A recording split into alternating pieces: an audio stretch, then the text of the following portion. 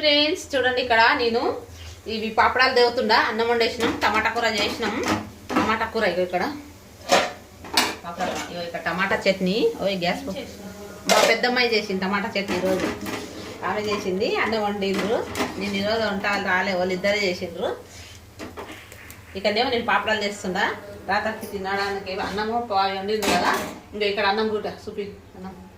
ఇంకా ఇక్కడ అన్నం ఇంత అన్నం వండిండ్రు ఇక మళ్ళీ పొద్దుగాల అన్నం ఇంతోటి ఉంది నేను రాత్రి అన్నమే తిన్నా మధ్యాహ్నం ఈరోజు ఒకటే పూట తినాలి లేదు అందుకే అన్నం అంతా మిగిలిపోయింది